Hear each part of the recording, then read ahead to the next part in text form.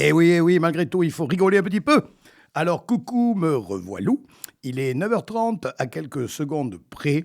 C'est donc l'heure de la chronique déjantée du Patou qui rit de tout, ou presque, en direct, dans les studios de Radio Libre en Périgord, la radio que l'on adore. Dans le cadre des règlements imbéciles édictés par un État qui ne l'est pas moins, il y en a quand même quelques-uns, inconnus du grand public, qui sont largement à côté de la plaque dentaire, comme aurait dit Pierre Fauchard. Prenons par exemple celui qui consiste à interdire de clôturer sa propriété à plus de 1,30 m de hauteur. Sinon, pampan cucu, belle amende à venir, qui va d'ailleurs augmenter prochainement, afin de renflouer davantage les caisses de l'État. Mais pourquoi cette décision ? Est-ce pour faire plaisir aux routiers, en particulier ceux qui affichent des photos de femmes à poil dans leur cabine, pour leur permettre de mater plus facilement à travers les fenêtres, et ceci à seule fin de calmer leur courroux et diminuer les menaces de manifestations intempestives. Bon, vous me direz, la parade est facile. Il suffit de laisser les volets fermés ou de mettre des gros rideaux, au risque, en cas de coupure EDF, de se retrouver complètement dans le noir. Oh, mais qu'est-ce que tu dis, le Patou ? Il ne faut plus parler de noir. C'est un mot qui doit être banni du vocabulaire à la demande des sectes antiracistes. C'est vrai, il faut faire attention à ses paroles. Si jamais vous dites « je vais prendre un petit noir au bistrot », c'est la double peine. En effet, cela peut être interprété comme un acte pédophile et insinuer en plus que le bistrot en question est un établissement qui se livre à des activités pornographiques. L'emploi du mot « nègre » va également être prohibé. La question se pose alors de savoir comment vont faire les célébrités qui font écrire leurs bouquins par d'autres. Et les conséquences sont innombrables. Dans le Tarn-et-Garonne, il y a une commune qui s'appelle Nègrepelisse. Un sondage va être lancé par la mairie auprès de la population pour trouver un nouveau nom. Moi, j'ai proposé Blanche-Peau. Pourquoi pas ? Alors, maintenant, revenons à nos moutons ou à d'autres animaux dont je vais vous parler incessamment, voire plutôt encore. Car en zone rurale, là où les routiers ne peuvent pas gravir les chemins vicinaux, les clôtures ne doivent pas dépasser non plus la hauteur de 1,30 m. Mais là, c'est pour faire plaisir aux sectes animalistes, car cette hauteur permet aux chevreuils de franchir aisément l'obstacle, ainsi que les sangliers qui, eux, s'en donnent à cœur joie pour saccager vos jardins et vos terrains. Et là, peut-être, elle n'est pas belle la vie. Allez, circulez, il n'y a plus rien à voir. Et voilà les actus. Alors, actuellement, il y a un débat sur la suppression d'un jour férié qui pourrait renflouer les caisses de l'État à hauteur de 2,5 milliards d'euros. C'est pas rien quand même. Actuellement, certaines personnalités politiques, dont Jean-François Copé, proposent de supprimer le jour férié du 11 novembre, qui est férié dans 3 pays européens seulement sur 27. Et pourquoi pas le lundi de Pâques ? Ou regrouper l'Ascension et l'Assomption ? Je suis certain que la plupart d'entre vous ne connaissent même pas la signification des jours fériés religieux. En compensation, je puis vous annoncer solennellement que la Fédération nationale des athées de France, lesquels représentent quand même 30% des Français dont personne ne parle jamais, est prête à faire un geste considérable en acceptant la suppression du jour férié qui leur est consacré, fixé, comme tout le monde le sait, le 30 février. Alors, comme disaient des proches, s'il vous plaît, merci. Coup de tonnerre à Tonnes, rebondissement dans l'affaire du jambon. Cette spécialité locale fait parler d'elle depuis quelques semaines sur les bords de la Garonne. Non pas pour ses qualités gastronomiques indiscutables, mais pour la propriété intellectuelle de son nom, qu'un Tonenquais s'est mis en tête d'acquérir pour en tirer profit. C'était sans compter l'intervention de la ville, prête à défendre ce bout de gras. Et pour ceux qui connaissent les lieux, je pense que cette idée-là, ça va faire un tabac. Périgueux, salon du livre gourmand, en novembre, avec comme invité d'honneur Thierry Marx. Eh bien, figurez-vous que la municipalité a décidé d'envisager un festival de chansons françaises en mars. Invité d'honneur, top novembre. Étonnant, non? Et voilà la pause musicale. Alors, il a 76 ans cette semaine et il est toujours en tournée. Pour notre plus grand plaisir, on lui doit quelques-unes des plus célèbres chansons françaises. Bon anniversaire, monsieur Daniel Guichard.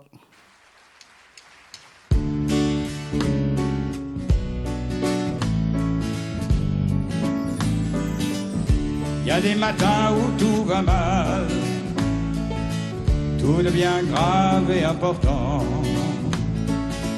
La vie devient presque infernale, tout est laid, tout est minant. Il y a des matins qui vont trop vite, plus vite que les heures du temps.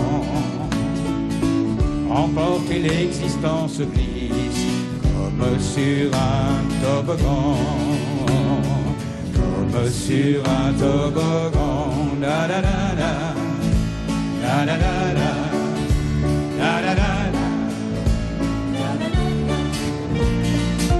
Il y a des matins où rien n'est sûr, tout a le goût du quotidien. Le bourdon et le cafardure à perdre le goût du vin. Il y a des matins pas très propices pour avoir des grands sentiments. Le monde va au précipice comme sur un toboggan, comme sur un toboggan. Da da da da, da da da da, da da da da, da da da da. Il y a des matins où tout s'arrange avec un rayon de soleil, un sourire et le décor change en mettant du bleu au ciel. Il y a des matins en pain d'épices où l'ennui devient reposant. On s'abandonne avec délice comme sur un toboggan, comme sur un toboggan. Da da da da, da da da da, da da da da. Il y a des matins qui sont en fête parce qu'elle est à côté de moi. Il pleut dehors mais dans ma tête il fait beau comme au cinéma. Il y a des matins qui sont complices du bonheur de vivre au présent. Je me laisse aller sans malice comme sur un toboggan, comme sur un toboggan, comme sur un toboggan. Da da da da, da da da da, da da da da, da da da da. Et sans autre transition, on passe au moment du contre-P. Alors on commence par les indices des contrepéteries pyrénéennes de la semaine dernière. J'avais évoqué l'ami Jean Lassalle dont on a dit que ce dur sans le patois, il faut inverser le U de dur et le A de patois. Il est bien connu que les habitants de Pau n'ont pas de foi, il faut inverser Pau et foi. Pendant les fêtes de Bayonne, il y a toujours des mots basques, inversion du M de mot avec le B de basque. Allez donc à Espelette goûter ce jus de piment. Il faut inverser le jus de jus et le pi de piment. Et savez-vous où se trouve le cœur de bouillon? Inversion du C de cœur et du B de bouillon. Note de la direction, Bouillon est une commune située à 30 km de Pau. Aujourd'hui, ça caille. Messieurs, pour ne pas vous les geler, il faudra bien secouer les nouilles. Messieurs, pour ne pas vous les geler, il faudra bien secouer les nouilles. Cette agitation de novembre accroîtra notre malheur. car il faut bien qu'en automne, le temps se dévide. C'est une double. Cette agitation de novembre accroîtra notre malheur, car il faut bien qu'en automne, le temps se dévide. Et quand le froid se glisse sous le doc, la jeune ouvrière gémit de froid. C'est encore une double. Et quand le froid se glisse sous le doc, la jeune ouvrière gémit de froid. Les indices, la semaine prochaine, comme d'hab. Et c'est la minute blague. Alors, quand il commence à faire froid, dans le nord de la France, la vie n'est pas un long fleuve tranquille pour les enseignants. Cela se passe dans une école maternelle, 3e section. Un des gamins demande à sa maîtresse de l'aide pour mettre ses bottes afin d'aller en récréation, et en effet, elles sont vraiment difficiles à enfiler. Après avoir poussé, tiré, repoussé, tiré dans tous les sens, les bottes sont enfin chaussées et le gamin dit « Elles sont à l'envers, maîtresse ». La maîtresse attrape un coup de chaud quand elle s'aperçoit qu'en effet, il y a eu inversion des pieds. Bref, nouvelle galère pour les enlever, rebelote pour les remettre, mais elle réussit à garder son calme jusqu'à ce que les bottes soient rechaussées au bon pied. Et là, le gamin lui dit, avec toute la candeur qui caractérise les enfants, « C'est pas mes bottes ». Bon, la maîtresse fait un gros effort pour ne pas lui mettre une baffe, fait un tour sur elle-même en se mordant les lèvres, se calme, et lui demande pourquoi il n'a pas dit avant. Comme le gamin voit bien qu'il a contrarié sa maîtresse, il ne répond pas. Elle dit alors, bon allez, on les enlève. Et elle se met à nouveau au boulot. Le deuxième pied est presque sorti quand le gamin poursuit. « Ce n'est pas mes bottes, c'est celles de ma sœur. Mais maman a dit que je dois les mettre. » Bon, alors là, elle a envie de pleurer, quoi. Mais une nouvelle fois, elle se calme et entreprend de lui remettre ses bottes. L'opération est enfin réussie et la maîtresse se sent fière de l'avoir fait. Pour aller jusqu'au bout, elle le met debout, lui fait enfiler son manteau, lui met son cache-nez et lui demande « Où sont tes gants ?» Et le gamin de répondre le plus simplement du monde « Mais pour ne pas les perdre, je les ai mis dans les bottes. » Voilà les petits loups, c'est fini pour aujourd'hui. Vous pouvez me réécouter vendredi à 15h30 et samedi à 9h30 à la technique. C'était Antoine et je le remercie.